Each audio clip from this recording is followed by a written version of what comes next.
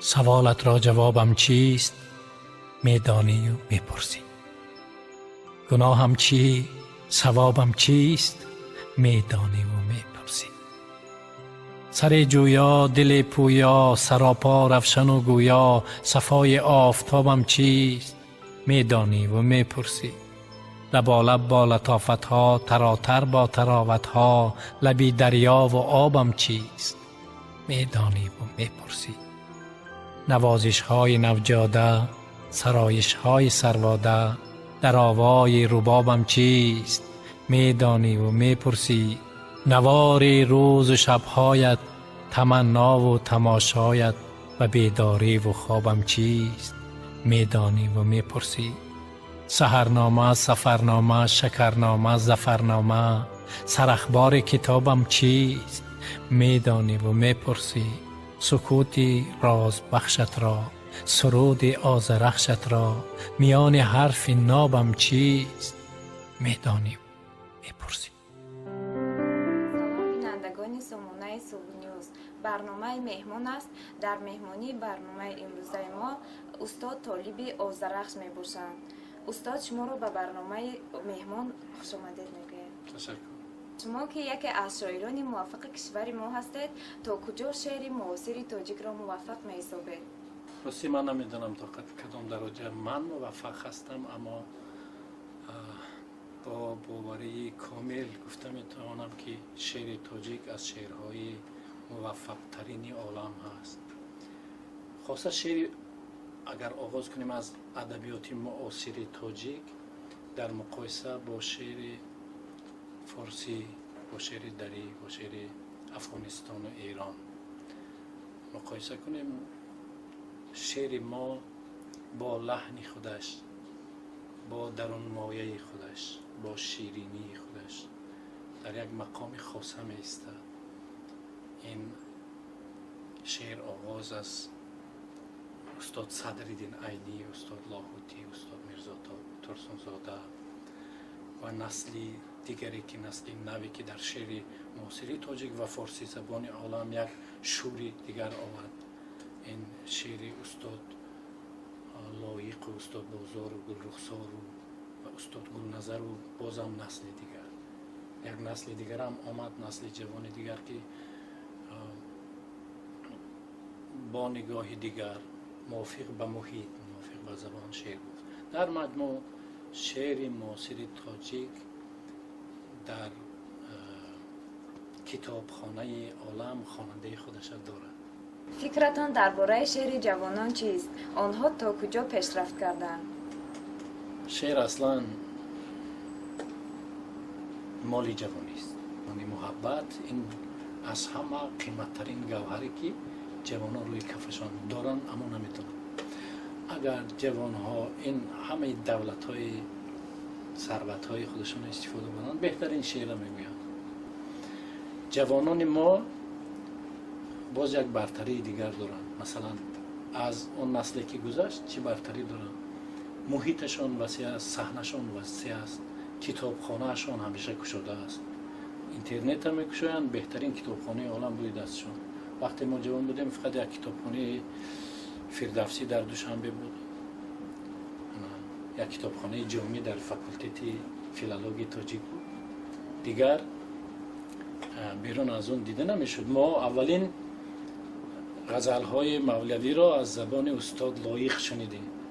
وقتی در محفل آمدن و گفتن عید بر عاشقان مبارک باد، عاشقان عیدتان مبارک باد، عید آمد به کف نشان وصال، بر جهان همچو جان مبارک باد.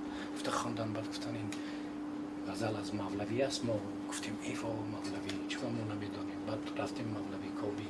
خیلی خوب است در نشریه‌های ما شعرهای جوانان چاپ میشد. در ولایت سوخت سال گذشته کورس کنفرانس ادیبان جوان تاجیکستان گذشت. ما دیدیم که جوان ها هستند که یک لحنی تازه دارند، مثلا سخنی تازه دارند و آینده حتما خواهند گفت، چون تاجیکستان وطن شاعران است. имрӯзҳо дар бораи хат бисёр баҳсҳоро мехонем. Хати форсӣ бо шеър чӣ алоқа дорад? خط فارسی با شعر تاجیکی علاقه خیلی عالی دارد، علاقه زیست دارد. هر کس که خط فارسی میداند، اول اینکه به کتابخانه بزرگ نیاکان خودش وارد میشد. خطی مثلا رودکی، فردوسی، سعدی، حافظ، جامی، همه این بزرگوار کتاب میگیرد، کتابشون را میخواند، ساده میخواند. یعنی هنگام برگردان شاید دیگرگونی ها شود. هر برگردان یک خطاگی دارد. برای همین اصلش خوانید زیباست، اصلش شیرین است. و خط فارسی برای یک نفری که شعر پیشه میکند سرمشق شعر است، سرمشق وزن است. خط فارسی آموختن جوانان حتما لازم است. بگذار هم خط سیریلیک دانند، هم خط فارسی دانند. اگر خط فارسی دانستند، گفتم برای اونها سرمشق شعر میشود. فکرتان درباره نقد ادبی چیست؟ نقد ادبی امروز، بله. نقد ادبی همه وقت بود هست. اکنون این چیز تغییر یابنده است. مثلا که نقد ادبی در کدام پایه می ایستد.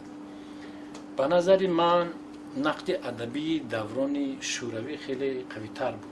مثلا سالهای 70 80 90 این طرف زیادتر شعرها نقد می شدن، حکایه ها، آثار نویسنده ها نقد می شد و از روی نقد ادبی مثلا مقام اثر معین کردن ممکن بود.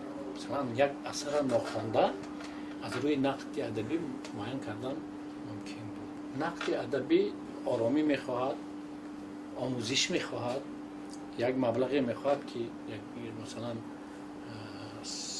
اون نفری که به اون کار مشغول میشد باید زندگیش آماده باشد، اون اسباب روزگارش آماده باشد، بعد شنید و نقد کند. اما کار علمی است. لیکن من بسیار آرزو میکنم، خیلی آرزو میکنم نقدهای باشند مانند نقدهای مثلا زرین کوب یا که الهی قمشه‌ای، یک عالم ایرانی درباره مولوی چنان نوشته است که من دیوانه شدم که چخیل من خواندم، همین چیزها در وجود من هست، من همانا احساس نکردم و این آدم احساس کرده است. نقد این گونه باید باشد. یعنی جوهری آثارهای مثلا کلاسیکی یا معاصر یا جهان اونم باید گیرد و جوهرش به مردم پیشنهاد کند، جوهری سخن پیشنهاد کند که این آثار را بخوانید با خاطر اینکه این مثلا آثار خوبند، یا که این اثر را نخوانید این وقت شما بهوده میگیرد. تا امروز خردگیران به شخص و به ایجاد استاد لایق دیده میشوند. شما همچون شاگردی ایشان چی فکر دارید نسبت این گونه آدم؟ استاد لایق برای همگان معلوم است. برای مثلا جهانیان معلوم است که یک نفری بودن، معجزه بودن. اکنون میبینید شاعر زیاد است. در یک دوره، در یک زمان شاعران زیاد میبیایند، شعر زیاد میمانند. یک چمنی که یک گل لاله، یک گل صدبر، یک بلبله، یک بنفشه، یعنی گلهای هر گونه هستند، شاعرهای هم همین گونه هستند. اما یک نفری میبیاید یک خندهش چمن را افشان میکند مانند آفتاب. استاد لایق در زمانشان همان آفتاب بودند واقعا. و فرهنگ تاجیک مکتبی خاصه دارد، مکتبی مخصوصی دارد، سبک خراسانی، سبک رودکی، لحن رودکی. این مکتبی خاصی دارد که باید آموخت، اون شیرینی درک کرد. همه اون شیرینی های ادبیاتی کلاسیکی در شعر استاد بود. چی خردگیری کرده میشد وقتی یک بزرگوار میباید به ملت اینقدر خدمت میکند. فقط شکر کردن در کار، آموختن در کار و خدا گفتن در کار که استاد لای خودشان میگن که گرچه کام تاجیکان را با سخن برداشتند، باز آید شاعر و شعر و پسوند دیگر امید کردن در کار که بعد رودکی لایق آمد، بعد لایق باز یک لایق دیگر هم بیاید. اینقدر آموخته بودند که مثلا صاحب چی خیلی زندگی کرد، طغرل، حضرت طغرل چی خیلی زندگی کرد، وقتی آمدنش چی سلام گفت، وقتی رفتنش چی وداع گفت. استاد لایق از اولی آثارشان تا آخری زندگیشان سلام و خیربادشان گفتن. روان جویند مردم از اونجا سلام لایق است کتابشان جویند. استاد شما شعر سیاسی نیز گفته اید و شعر سیاسی اجتماعی چه اهمیتی دارد؟ شعر اصلا ببینید شعر را جدا کردن نمیشد. سیاسی، مثلا اقتصادی، فرهنگی، شعر جدا کردن نمیشد. اما گاه موضوعهای پیدا میشن که در زندگی شاعر را تحریک میتین و الهامش میبرن. مثلا شعرهای سیاسی گفته ایم شاعر سیاستمدار باشد. به چه معنی؟ سیاست شناس باشد. به اون معنی نه که مثلا با یک بیت زند مردم به جنگ اندازد. به اون معنی که یک چیزی آفرد مانند رودکی که بعد 100 ساله ها مردم خوانند پند گیرند. هیچ شادی نیست در این جهان برتر از شادی روی دوستان. از دشمنان نگفت کو، از دوستان گفت. درست؟ شعر سیاسی باید همان شعری باشد که رودکی بوی جوی مولیان آید همه گفت و شاه سامان برخواست و طرف بخارا دوید. شعر سیاسی مانند همان شعر مثلا فردوسی بزرگ باید باشد که سالها عصرها میگذرد اما روحش مردم زنده میدارد. این صلح تاجیکستان آسان به دست نآمده است. دیگر مردم اگر شاهنامه داشته باشند، شاهنامه خوانده باشند، بعد آشتی میکنند. خب مردم ما شاهنامه خوانده است که آشتی کرد. ادبیات عالم شعر سیاسی مقام خودش دارد. اگر شعر پیوندگر باشد، مانند شعر حضرت اقبال شعر سازنده باشد. ای جوانان عجم جانی من و جانی شما. ببینید چه زیبا، چون چراغی لاله رویم در خیابان شما.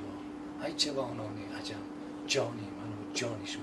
جانم مثال شما میکنم، شما با هم بیاید میگوید. شما یک جا باشید، شما شناسید که این شرق چی شرق زیباست. بله. در ایجادات شما نیز هستند که شعرهای آهنگ سیاسی داشته باشند؟ هست شعرهای زیاد گفتیم. من یک قسمتی اشعارم که به گریه و به خون نوشتم از دوره جنگ شهروندی است.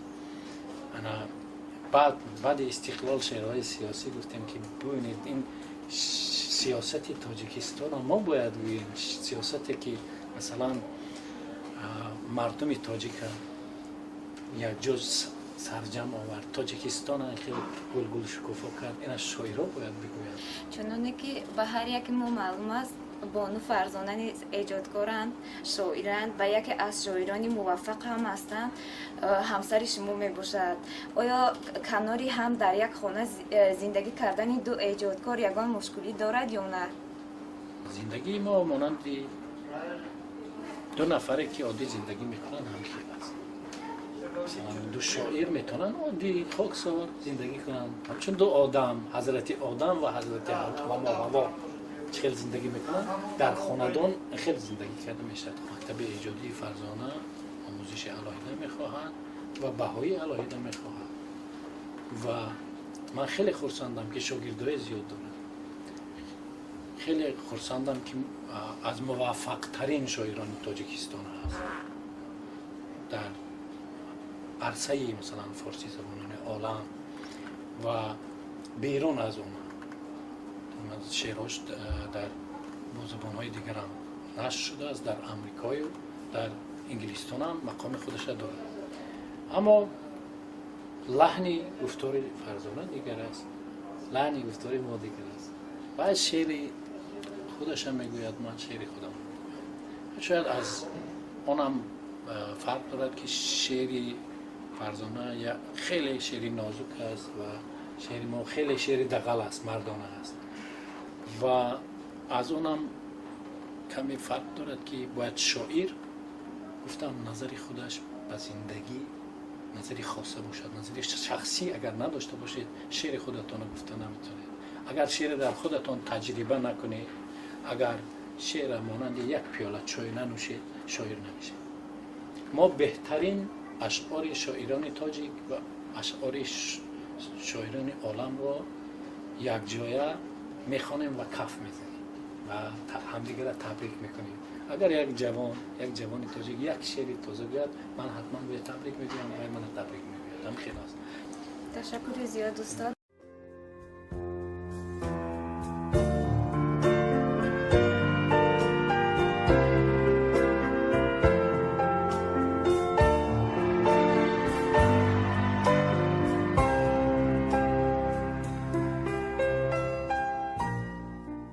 شامی که می بیایی آینه ها جوانند، دیدارهای تشنه همراز و همزبانند.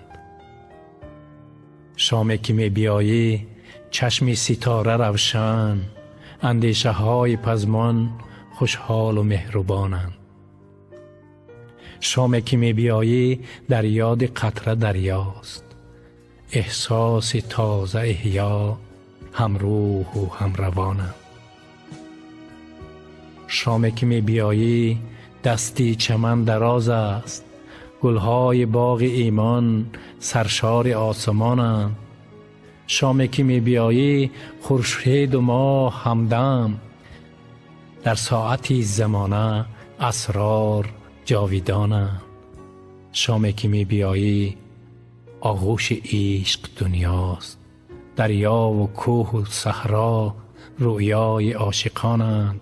شامی که می بیایی صبح سعادت از ماست، شب تا به شب تمنا از بخت شادمانند. شامی که می بیایی نامی کلمه زیباست، از ساز آذرخشت دلها ترانه خوانند.